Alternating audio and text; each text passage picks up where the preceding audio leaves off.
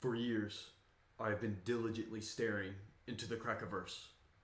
Pools of white claws and gender fluid homies fill my visions, but the only thing I can see is that Valhalla has risen through this new Bladee album, Sulfur Surfer. There's really nothing you can say to introduce Bladee. He comes in visions through elven speed and homeless man clothing.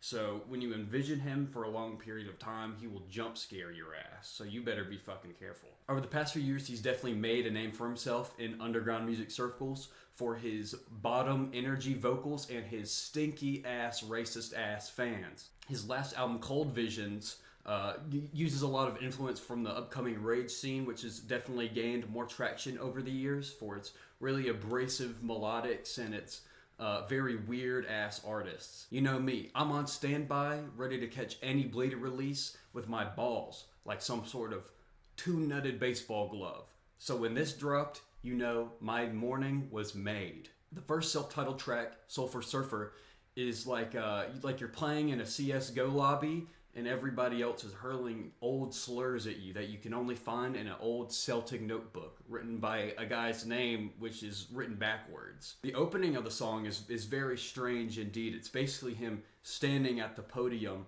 with the mic in his mouth, yelling at you like low tier god, telling you to end yourself right as we speak. The whole thing is interlaced with this beautiful candy synth sound bed that tends to encompass every other instrumental that happens in the song with it. Now, here's a new term that I'm dubbing a Bladeeism.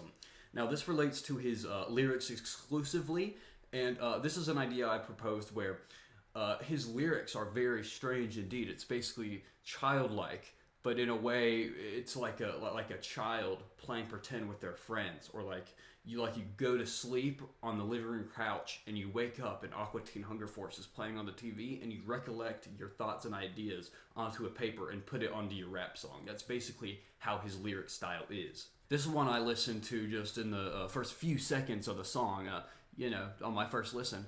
I hereby declare war on the evil star. I demand its defeat. I am the upholder of divine law. Holder of the golden chainsaw, with the violent nine in mind, I shall with violent kindness. This is crazy. This is insane. He's talking like a fucking Power Ranger right now. This is what we need to hear out of Bladee more often.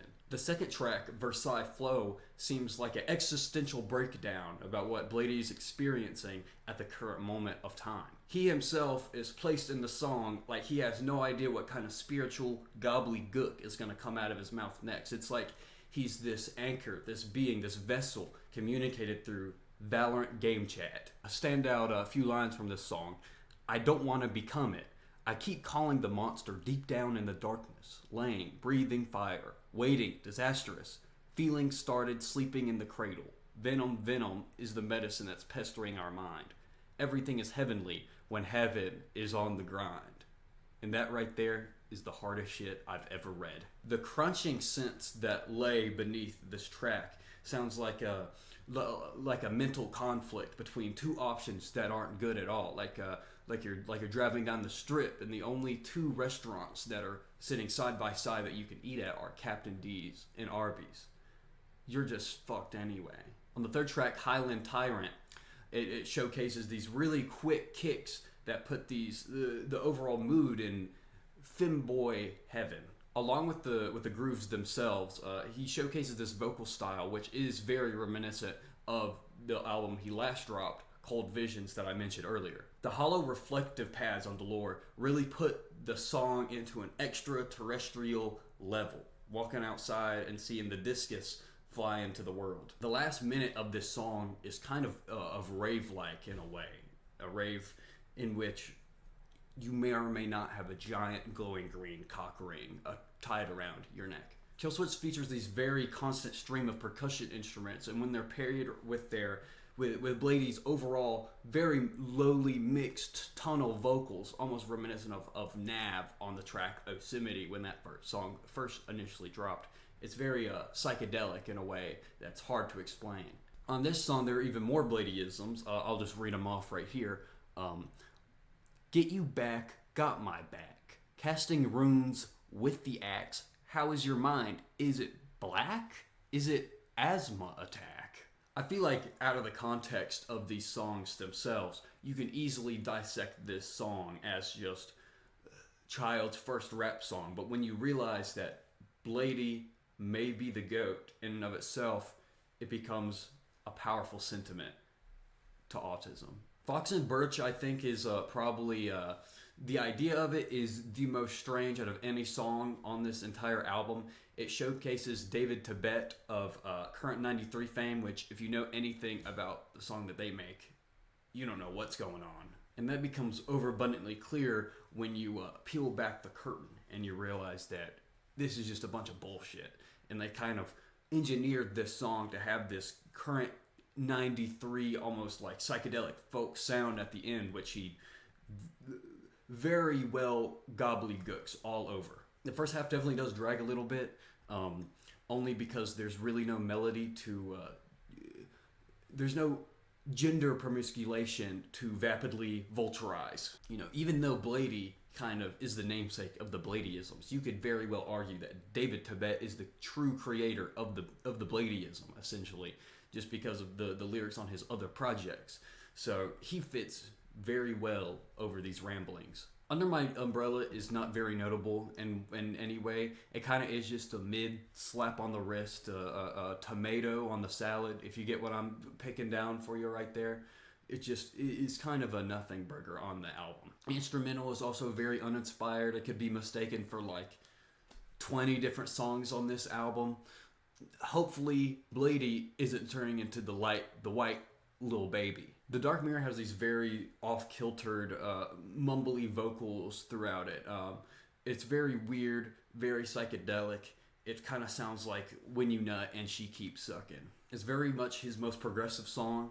It has the acoustics at the end, which help balance out the fentanyl overdosing synths that you hear in the first quarter of the song. And from this point on, it kind of deviates into more filthier territory as we go on throughout the album. Duran's Bane is floated across by this really dirty synth. It's reminiscent of those TikTok edits that the people with the Trump Ken Carson profile pictures post, and it's just some basketball player no one's ever heard just doing normal ass mid-range jumpers. This is another song that sounds like it's lifted directly from Cold Visions that dropped just last year. So I love that he brings in and reintroduces sounds from all out his discography and slaps them right onto the face of this album. Stoner has this very addictively chirping synth melody going throughout it, and when it's combined with Bladee's edging vocals, you know, it really does feel like the perfect song that this album was sort of built around in a way. It's almost reminiscent of Witch House in a way. It has these echoing pads that sit underneath the mix. It's like they're hidden under there, like the racism in Bladee fans themselves. It also is the most typical Bladee song when paired with the rest of his discography. Has the most trap elements. By far, this is where the Bladee white little baby comments predominantly might come from. Blackfire, Hold With Me Now, kind of sounds like aliens bringing you to their ship and probing your ass, but you can't tell anyone because that would be a little bit sus, if you will. And you just have to live your entire life knowing that you have like a toothbrush stuck 1 foot in there. It likely does just sound like a song from Crest, at least instrumentally, with its very sparkly production and its angelic melodies. It does showcase this very surprisingly violent vocal delivery that he showcases on this. It's clear that he's abandoning the twink age and entering the based. Blondie has these vocals at the very beginning of it, which sounds like if like Ultron from that Avengers movie, and how he like went all over the internet to like realize what humans were like, but like he didn't get information from any other website besides 4chan.com. It has these rocket thrusting synths that could launch Rick Ross's big ass into space. So very easily attachable thing to listen to throughout the duration of this entire song. His repeating of the term exist and the wording that coincides with that chorus that he just repeats throughout the duration of the song, it feels like it really does send a white pull down your leg, and it's obviously meant to serve as his lyrical apex probably across his entire career. And now here is the low tier God part that I was speaking about a little bit earlier. I am the only one that has anything interesting to say these days. Stop making music right now. You all fucking disgust me. You should go fucking die. The instruments battling one another in the mix in heavy stimming is very reminiscent of some of their early Gravity Boy works as well. The acoustic guitar on this track is used the best throughout any other song on this album. It builds this very cold atmosphere with these sparkling pools of pre-cum that drip around your ears while they're all happening. This feels like just another quality Bladee album in the canon. Definitely his most lyrically inspired, and just like acclaimed poet Rita Dove, what he thinks will become true. The second half definitely uplifts the quality of the entire album itself. The first few songs just feel like the demos, the slight ambience of pre-cum, if you will, in place of the songs that would later come on the project itself. Possibly one of his most experimental projects thus far, not because of really the sounds themselves, but because of the Funhouse Wacko collection of sounds that he's collected throughout the majority of his career, essentially. And through the goat, there will be treasure. And this is something I've preached all my life. This is why I have to give the feminine god, the man that stands below, man, the gender fluid that stands above, I have to give him an 8 out of 10. One of his most quality projects in his discography, in my humble opinion. Thank y'all so much for coming by.